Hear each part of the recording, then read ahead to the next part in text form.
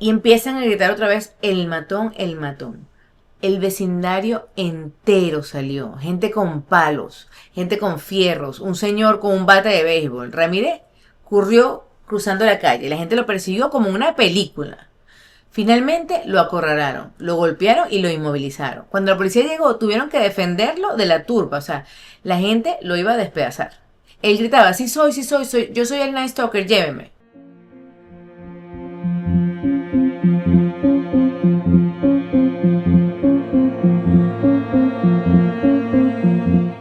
Este episodio llega a ustedes gracias a Concafé, More Than Coffee y Katie Marketing Solutions. Tu éxito es el nuestro.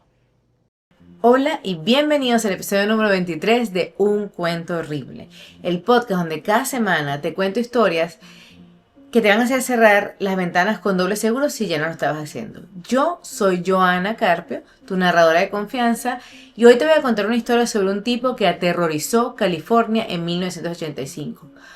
Un verano donde la gente dejó de dormir con las ventanas abiertas, donde nadie se sentía seguro y donde un hombre convirtió las noches de Los Ángeles en una pesadilla viviente. Esta es la historia de Richard Ramírez, el acechador nocturno, o como lo decía en inglés, The Night Stalker. Si tú eres la que revisa detrás de las cortinas, aunque sepas que no hay nadie, si caminas rapidito por el pasillo después que apagas la luz, o simplemente quieres escuchar un cuento horrible mientras montas tu arbolito, este es tu podcast. Y si este es tu podcast, por favor, suscríbete a mi canal en YouTube, sígueme en Instagram y en TikTok, en todas soy @uncuentohorrible, y escucha este episodio de nuevo por Spotify, Apple Podcast o por donde escuches tú tus podcasts. Comencemos, este episodio es para ti. Era la madrugada del 17 de marzo de 1985. María Hernández regresaba de su trabajo después de un largo turno y llega a su casa en Rosemead. Eran casi las 11:30 de la noche. Ella estaciona su carro en el garaje, se baja del auto, camina hacia la entrada. Entonces escucha como que le da un golpe a la parte de atrás del carro. Cuando se voltea, ve el cañón de una pistola apuntándole directamente a la cara. Es un hombre delgado, vestido de negro, con ojos oscuros e intensos. Y un olor que después ella diría horrible, como sudor y muerte. En un instante de puro instinto, María levantó las manos para protegerse. El disparo resonó en el garaje. ¡Bam! La bala pegó contra las llaves que María sostenía en su mano. Las llaves desviaron la bala lo suficiente para que no le pegaran en la cabeza. Se le rozó la mano, rebotó y cayó en la pared atrás de ella. María se cayó al suelo del susto del impacto. O sea, la bala no le disparó, pero igual la asustó. Se queda inmóvil un momento, este hombre entra a la casa y María aprovecha para huir. Pero luego recuerda a su compañera de casa y regresa.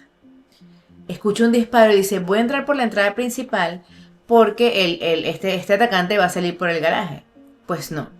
María se encuentra de frente a frente con este monstruo y los dos se asustan porque él pensaba que estaba muerta. María sube las manos de nuevo y yo no sé por qué, gracia de qué milagro, este tipejo se va y la deja viva. María entra al apartamento para encontrar una escena horrible. Daly, su compañera de casa, no tuvo la suerte de María. Este hombre le disparó, fue asesinada. Ahora bien, el ataque de María no fue un caso aislado, ni siquiera fue el primero. Lo que la policía no sabía en ese momento es que desde hacía meses alguien estaba entrando a casas por todo California, y lo peor, no había patrón.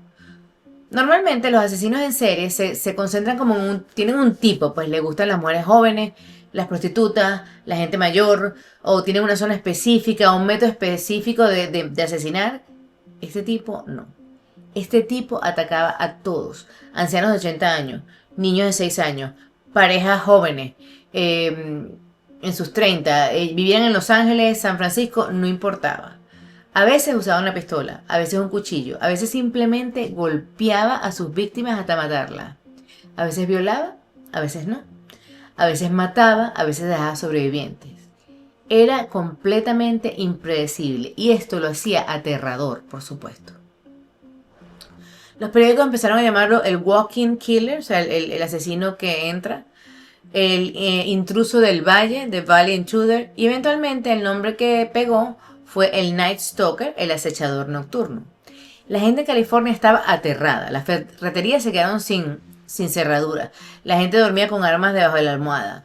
Dejaba las luces encendidas toda la noche. Porque ese tipo podía entrar a cualquier casa, a cualquier hora y hacer cualquier cosa. O sea. Pero mientras todo esto pasaba, dos detectives del sheriff del condado de Los Ángeles empezaron a conectar los puntos. Sus nombres eran Gil Carrillo y detective Frank Salerno. Ahora, déjame pintarte este cuadro. Gil Carrillo era un detective joven, relativamente nuevo en homicidios, pero era observador, muy observador. Frank Salerno, por el otro lado, era un detective súper famoso, un veterano, que había trabajado con casos de asesinos en serie. Es más, fue uno de los que atrapó al Hillside Strangle unos años antes, que bueno, que no era el Hillside Strangler, porque eran dos. Pero bueno, esa es otra historia, ¿no? Entonces, el tipo sabía de asesinos en seriales, pues. En marzo de 1985, Carrillo estaba trabajando en una serie de secuestros de niños. Varios niños habían sido secuestrados, abusados sexualmente y después abandonados en diferentes partes de Los Ángeles. Los niños describían al atacante, un hombre delgado, alto, con dientes manchados marrón asquerosos, que olía horrible y usaba una chaqueta tipo Members Only. Esa chaqueta, le voy a poner una foto aquí, pues es una chaqueta como que negra, es difícil de describir y dice Members Only. Cuando Carrillo le dio el reporte de María Hernández, por casualidad algo le hizo clic. María había descrito a su atacante exactamente de la misma manera. Carrillo pensó, ¿y si es la misma persona? Llevó su teoría a Frank Salermo y a los otros detectives y la respuesta le dijeron, estás loco, Gil. Porque en toda la historia criminal nadie había hecho algo así. Un atacante que secuestra niños, viola adultos, asesina ancianos, todo sin patrón, es estadísticamente muy improbable. Pero Carrillo insistió y lentamente empezaron a conseguir más conexiones. La conexión clave vino de algo inesperado: zapatos. En varias escenas del crimen, los detectives encontraron huellas de zapatos. No eran unos zapatos normales, eran unos zapatos deportivos marca Avia. Modelo aeróbico con un tipo de suela muy específica que se llamaba cantilever. Estas suelas eran tan distintas que tenían una patente de diseño. El diseño era único en el mercado. Los detectives rastrearon la distribución de estos zapatos. Y aquí la cosa se pone súper interesante. Este modelo específico, de talla 11,5, color negro, solo habían sido distribuidos en 6 pares en todos los Estados Unidos. 5 pares fueron para Arizona, un solo par vino a Los Ángeles. Un solo par. Las huellas de estos zapatos aparecieron en múltiples escenas del crimen. En la ventana de la casa de Vincent y Maxine Zazzara, en el reloj despertador de la casa de Mabel Bell, en los escalones de la casa de Max y Lela Kinning, y lo más perturbador, una huella completa del zapato en la cara de Joyce Nelson, después de golpearla hasta la muerte. Al menos 8 asesinatos estaban conectados por estas huellas. Ahora la policía sabía con certeza, es la misma persona. Y como dijo el detective Salerno después, nuestras pistas más grandes eran los zapatos y sus dientes. Ahí enfocamos nuestra energía. Pero aquí viene algo increíble y que da rabia al mismo tiempo. Cuando la investigación se expandió a San Francisco, porque el tipo también fue a atacar allá, la policía logró conectar los casos usando las huellas de los zapatos Avia y los casquillos de la bala que coincidían. Pero en agosto de 1985, después de otro ataque en San Francisco, la alcaldesa, que se llamaba Dianne Feinstein, decidió dar una conferencia de prensa para calmar a la población. O sea que cuando hay siempre estos casos de asesinato, hay mucha presión sobre la policía, sobre los alcaldes, sobre los oficiales que descubran y que arreglen esto, pues. ¿Qué hizo Dianne Feinstein en esta conferencia de prensa? Reveló públicamente toda la evidencia clave, incluyendo el tipo de zapato específico que estaban buscando. Los detectives no lo podían creer. O sea, esta información era secreta por una razón. No querían que el atacante supiera que lo estaban rastreando por los zapatos. ¿Sabes qué hizo Richard Ramírez cuando escuchó esta información? Tiró los zapatos desde el Golden Gate Bridge. Gracias, Diane. Nos estás ayudando mucho con nuestra investigación. Pero bueno, a pesar de este tropiezo, los detectives siguieron trabajando. Tenían huella, tenían la huella de los zapatos, tenían descripciones de los sobrevivientes, tenían los casquillos de bala que coincidían. Lo que no tenían era un nombre y una cara, ¿no? Hasta que, porque este tipo había sido cuidadoso durante meses y finalmente cometió el error que estábamos esperando. El 24 de agosto de 1985, el Night Stalker robó un carro naranja. Un Toyota Station Wagon, súper discreto, naranja, obviamente. Manejó este carro hasta una de las escenas del crimen y lo dejó estacionado cerca. Un testigo finalmente notó la placa. La policía encontró el carro abandonado en un estacionamiento y consiguieron algo hermoso. Huellas dactilares. Perfectas. En el espejo retrovisor. Y en el espejo del lado. Las corrieron por el sistema y bingo. Richard Ramírez, un drogadicto con antecedentes penales en Texas. La policía tenía un nombre y una foto. Pero había un problema. Este tipo era homeless, no tenía hogar y no sabían dónde conseguirlo. Bueno, ellos decidieron el 30 de agosto hacer algo arriesgado pero necesario. Pusieron la foto de Richard Ramírez en todos los periódicos de Los Ángeles. Portada, foto de frente. Este es el Night Stalker. Y aquí, amigos, es donde la cosa se pone increíble. El 31 de agosto de 1985, Richard Ramírez estaba de viaje, estaba fuera de California, visitando a su hermano. No tenía ni idea que su cara estaba en todos los periódicos de Los Ángeles. Él regresa a la ciudad sin problema. Él toma un autobús de Los Ángeles. Llega a East LA y se baja en una tienda de conveniencia. Entró a comprar como un refresco o algo así y vio su propia cara en la portada del periódico. O sea, imagínate, agarras un periódico, estás ahí con el título, eres el Night Stalker, te estamos buscando. Ramírez salió corriendo a la tienda. Entró a un vecindario residencial intentando escapar. Él quería robar un carro. Intenta entrar a una casa, la dueña, Faustina Pinot, lo vio e inmediatamente lo reconoce y empieza a gritar. Hay sitios que dicen que la señora gritó el matador. Yo pienso que esas son malas traducciones y lo que ella gritó fue el matón, el matón. Ramírez siguió corriendo, intentó robar otro carro. El dueño, la esposa de este señor, un señor llamado José Bourguignon, estaba en el carro y él intentó jalarla, pero el tipo escuchó los gritos, él es José Bourguignon, y salió y le empezó a dar a Ramírez con una barra de metal. Y empiezan a gritar otra vez, el matón, el matón. El vecindario entero salió, gente con palos, gente con fierros, un señor con un bate de béisbol. Ramírez corrió cruzando la calle, la gente lo persiguió como una película. Finalmente lo acorralaron, lo golpearon y lo inmovilizaron. Cuando la policía llegó, tuvieron que defenderlo de la turba, o sea, la gente lo iba a despedazar. Él gritaba, sí soy, yo soy el Night Stalker, lléveme. Y así fue como atraparon al Night Stalker. Además de la investigación forense y todo eso, un vecindario enojado, un periódico y una comunidad que dijo, no más, no vamos a tener miedo. ¿Qué sería la mayor gente que está en esa comunidad? Bueno, ok. Ya sabemos cómo lo atraparon. Ahora hablemos de quién era este tipo. Porque si hay si hay un blueprint para ser un asesino en serie, yo creo que esta es. Pero yo siempre he pensado que hay gente que pasa por lo mismo y no se convierte en un asesino en serie. Pero entonces vamos a ver. La infancia de Richard Ramírez fue un desastre absoluto. Él nació el 29 de febrero de 1960 en El Paso, Texas, el menor de 5 hijos. Su papá, Julián Ramírez, era un trabajador de ferrocarril con serios problemas. Alcohólico, violento, golpeaba a Richard y a sus hermanos regularmente. Cuando Richard se escapaba de casa y se escondía en un cementerio local para evitar las golpizas, ¿sabe qué hacía su papá como castigo? Lo amarraba en una cruz en el cementerio y lo dejaba toda la noche ahí solo.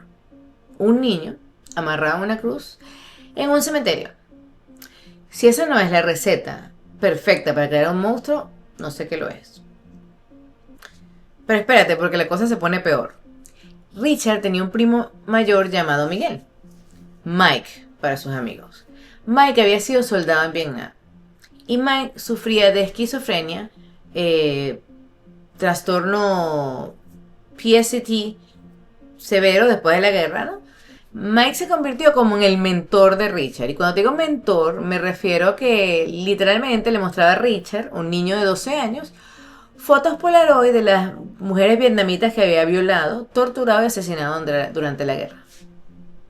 Le contaba historias, le enseñaba técnicas y explicaba cómo se sentía matar. Y Richard, fascinado.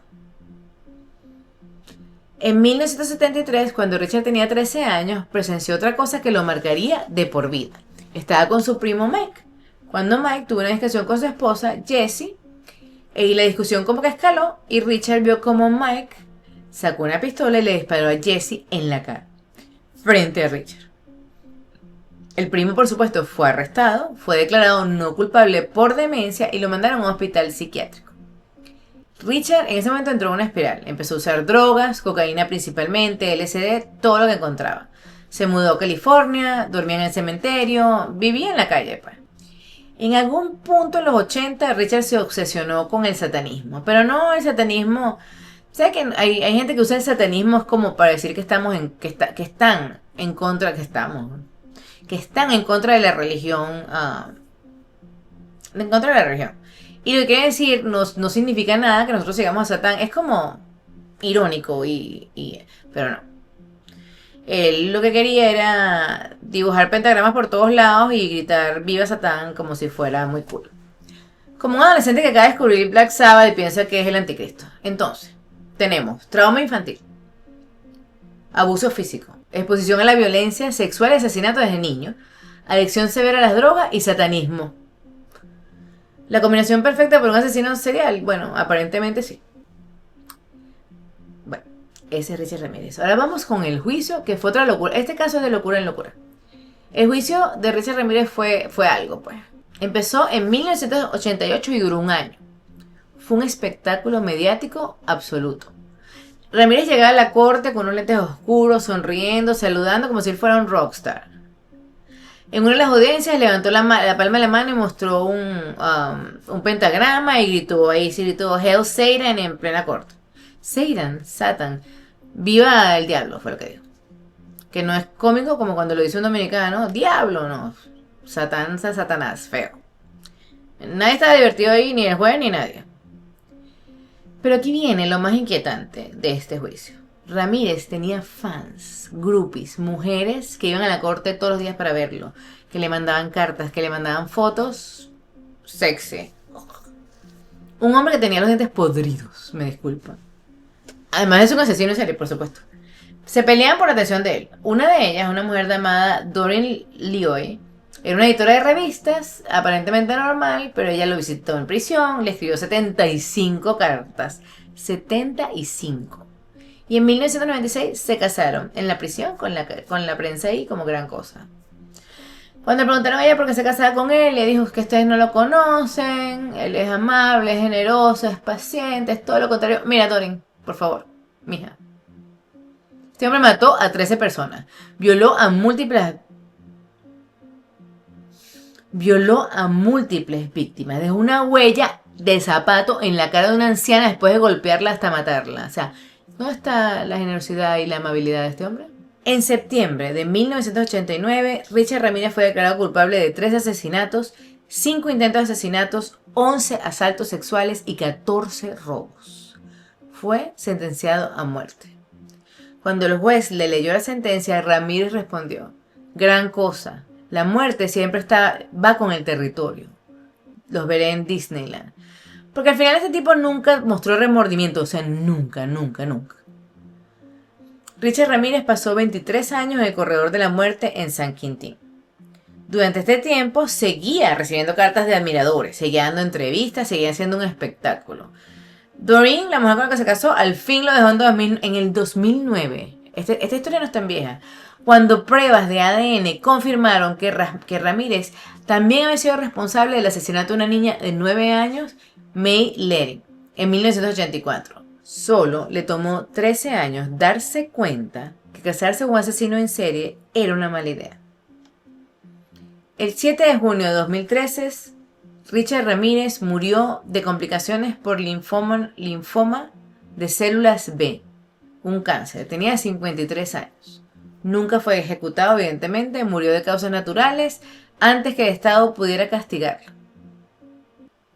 Y así terminó la vida del Night Stalker. No con un pentagrama, no con una declaración satánica, no con un show cuando lo mataban, sino en una cama de hospital consumido por el cáncer completamente solo.